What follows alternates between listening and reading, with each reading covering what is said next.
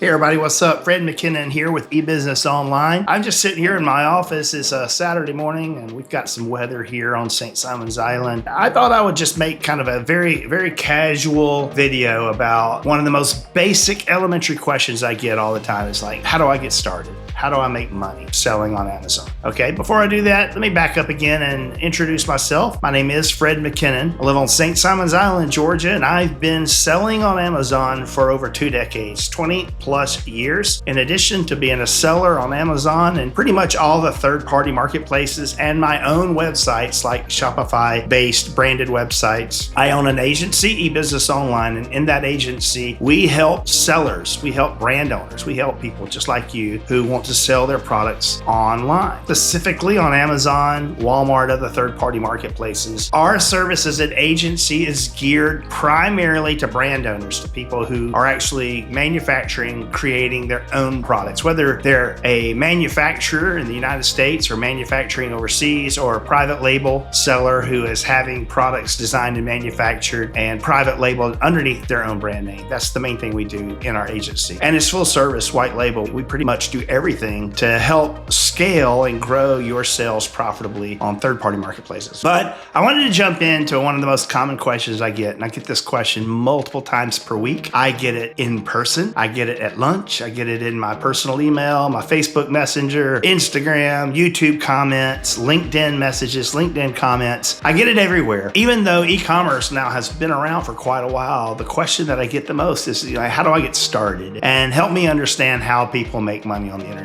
So in this video, I just wanted to kind of do a real brief little introduction on kind of, I would say, like 3 ways that people are doing this, all right? Some of them are way more advanced. Some of them take a lot of time. Some take a lot of capital, a lot of knowledge, a lot of money, and others don't take that at all. For the most part, there are 3 different ways that people are selling on Amazon, okay? Number 1, they're drop shipping. Okay, number 2, they're reselling. And then number 3, they're brand owners. All right, so let's break that down a little bit. Drop shipping. What is drop shipping? Drop shipping is when you're selling an item that you don't even have physical possession of. You don't particularly have the product or the inventory, but you do have a connection with a manufacturer or a distributor or some type of inventory source that does have that product and is willing to either provide it to you so that you can fulfill the order, or in most cases, a drop shipper would actually be shipping the product or drop shipping the product directly to your customer. So an example of that, in a way that I actually drop ship on one of my Shopify stores, is in addition to my own products that I manufacture and that I like literally have physical inventory in my warehouse right behind me, right on the other side of this wall here, and also have inventory of those products at Amazon warehouses and in Walmart warehouses, in Wayfair warehouses and so forth, okay? But I'm not talking about that. I'm talking specifically about dropship. So in addition to my own products, maybe I wanna offer a whole lot more. There's a whole lot more products that maybe in my brand I only have a dozen or so SKU, meaning, individual units. SKU is an acronym. SKU stands for stock keeping unit. If you're around in retail, you hear the word SKU. If you're in e-commerce, you hear the word SKU. It's just a alphanumeric type number or a record keeper that identifies to a specific product. Every product has a SKU, stock keeping unit. Let's say I only, have maybe a dozen or so SKU that are actually my own products that I have manufactured. But I want to offer on my website another 500 products that are companion products. One of my brands is an outdoor hunting and firearm accessories brand. And so I have slings, gun slings, and I have gun holsters and magnet mounts. I have gun cases and gun bags, but I don't have targets, for example. And so I have a distributor who does sell targets. And so the distributor is connected into my Shopify store. So I list products that I don't physically have. And when someone buys the target on my store, then my distributor takes that order and ships the target from their warehouse to my customer. And in most drop ship arrangements like that, they do it in such a way where it appears that it comes from me anyway. Even the packing slip might have my company name on it. I won't go into the logistics and the details on this video. I'll make a separate video specifically for drop shipping about some of the digital interactions that need to happen to automate that so you don't have to actually do that manually. But in essence, that is what drop shipping is. Now, drop shipping can get a really bad name on the internet because, there's risk there. There's risk risk when you list something that you don't have, because even though the supplier or whatever your fulfillment source may have had inventory at the time that you listed it, it's possible they no longer have that inventory when you sell it, which causes a canceled order or an out of stock order. It also kind of got a bad name a few years ago when Alibaba and AliExpress and a lot of these plugins for Shopify stores came in where people were drop shipping, but they were drop shipping from China. So when you place an order on a website, it's actually not shipping from that store owner's store location. It's shipping from China, and many times it would ship via the mail, and it would take 2 to 3 weeks to arrive, which kind of gave things a bad impression. But that's a general overview of one way to make money through e-commerce, that's drop shipping. Now, number 2 is probably one of the most popular ways, and it's, to summarize it into one word, it would be reselling. That means you're reselling something that you have purchased at a profit, hopefully, okay? There's lots of ways people do that. So many ways that people do this. One way that we'll call wholesale is that you have a relationship with specific companies, whether they're distributors or, a retailer, something like that, and you purchase in wholesale from them, and you have permission to resell that on the internet. So some examples of that would be, let's say you have a local plumbing supply store, and you have a relationship with that store, and they're actually stocking their plumbing supply store. Is more or less a distributor type wholesale store where all the local plumbers are coming to buy parts. You could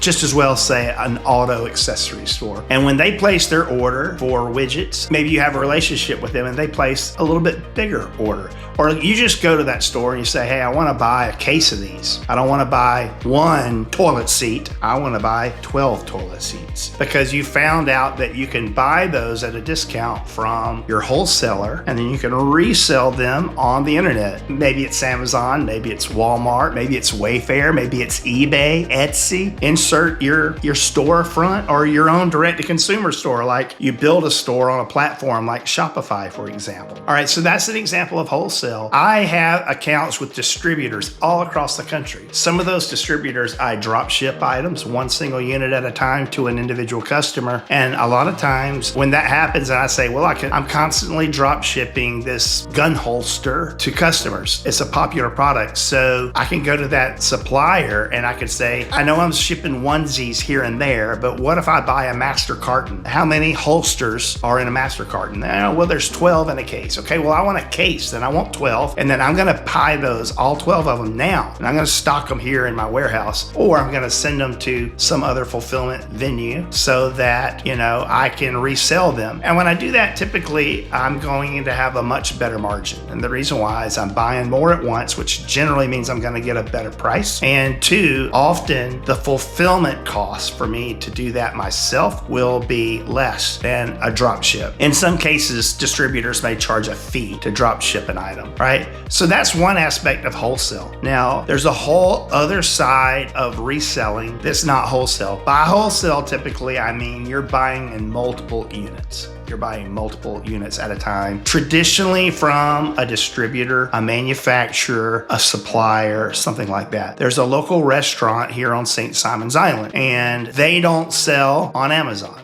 but they allow me to sell on Amazon their barbecue sauces. So that's a wholesale agreement for me. I go and I buy cases and cases at a time. I pay them up front. So I have some risk there. I'm having to pay for inventory, and then I fulfill that at a profit. Another way people are doing this is through what we will call arbitrage. It's another way of reselling that doesn't involve wholesale. It is arbitrage, and you can do it through retail or online. So what do we mean by that? Retail arbitrage is where you go and you buy a product in a store and then resell the same product online. Now you might be thinking, how does that work? It's crazy how it works, right? It helps if you buy it at a discount. You're at Walmart, soccer season's kind of wrapping down, and you see there's a clearance bin of soccer balls, 50% off. And you look at that soccer ball and they're selling a soccer ball for $9. And you use a little app like the Amazon seller app, and you scan the the UPC code of that soccer ball at Walmart and you find out that the same soccer ball is listed on Amazon and it's selling for $49. Now, I'm making these prices up. This is completely hypothetical. You're like, you mean I can buy these right now for $9 and resell them for $40? Well, there's some profit right there, okay? So that's called retail arbitrage. You're purchasing items in a retail environment and then you're reselling those in an e-commerce channel for profit. Now, there's also a version of this called online arbitrage, which is the exact same thing, except you're not in a retail brick and mortar store. You're ordering online. So you're on Walgreens.com and you see they have this huge sale on these electric toothbrushes. It's like a great sale on these electric toothbrushes. On top of that, you got a Capital One 10% cash back, right? So you buy all those toothbrushes, you order those, they come to you, and then you resell them on a marketplace like Amazon or eBay or something like that. You do that for profit, okay? So both of those methods of reselling, we call it arbitrage, which is the difference in this price and that price, the difference in the middle. So you hear people say, yeah, you can buy here and sell there. It's arbitrage, the margin in the middle, okay? We use an acronym for that. Retail arbitrage is often referred to in e-commerce world as RA. Online arbitrage is referred to as OA. I have colleagues that literally have 7-figure, 1 million plus stores doing RA and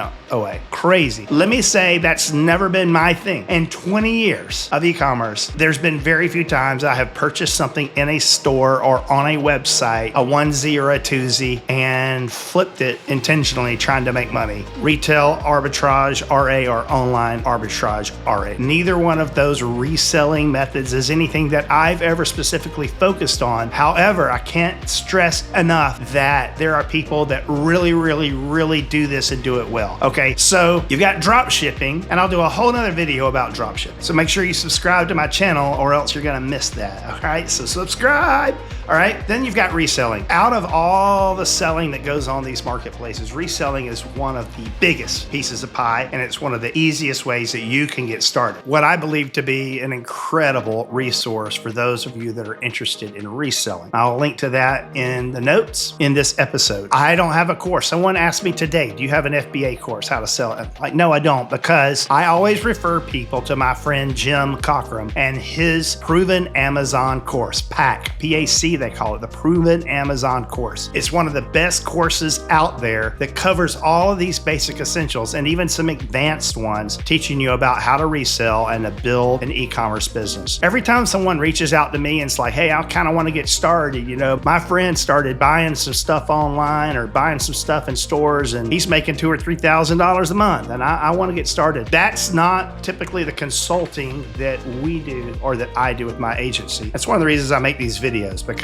for if that's you, I want to be able to resource you by sending you this video, okay? I send those people to Jim Cockrum's Facebook group, to My Silent Jim podcast, the Silent Sales Machine Radio podcast, and to his Proven Amazon course, which is amazing. His Facebook groups filled with tens and tens of thousands of just warriors that are out there killing it on Amazon and in other marketplaces. It's a free Facebook group. I'm not trying to reinvent the wheel. I frequently refer people there, okay? So if you're interested in reselling, that's a great resource. I'll hook you up, here in this video with some links and some comments. All right. Finally, the third way is through either manufacturing or private labeling, okay? And those can be the same thing. Like, you're a legit manufacturer. You're manufacturing and creating products. You have a brand. Because you have a brand, you are selling your own products. Maybe they're already in brick and mortar stores. Maybe they're in distributors, but you have a brand with products, whether you're the manufacturer yourself or you're having them manufactured and you're putting your logo, your brand name on it, something like that, okay? That is a whole nother world, right? We'll do more videos about that, private labeling and brand manufacturing, okay? That is when you are not just a seller, but you're the product owner. It's yours. You created it. It's got your brand name on it and you're manufacturing it. Maybe you're out in your garage manufacturing at night. Maybe you're manufacturing them right here in the good old United States of America. Maybe you've got factories in China or India or Mexico or somewhere like that that's manufacturing in bulk for you,